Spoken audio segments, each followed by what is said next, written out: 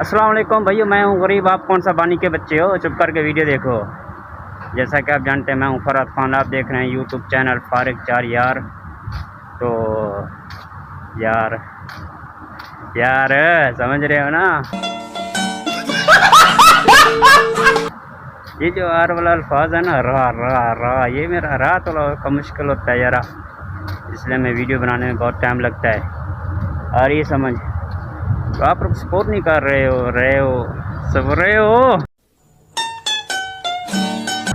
Support नहीं कर रहे हो यार, क्या चक्कर है यार?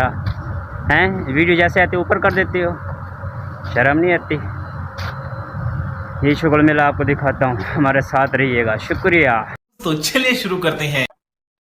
चल भाई, ब्रेक लगा दे तू।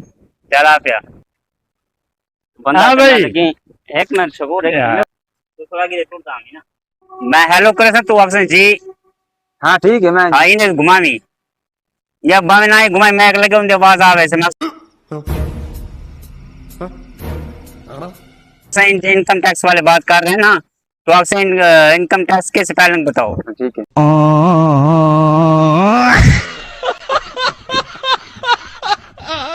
चल एक मेरे वाला एक कैमरे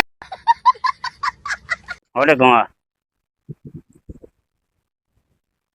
मूसा बस ठीक है, उतने सत नहीं उतने एक मरोक। शाबाश बेटा, बहुत बढ़िया। मूसा ए चल, वो बवी लगती है। क्या गुंडा बनेगा रे तू?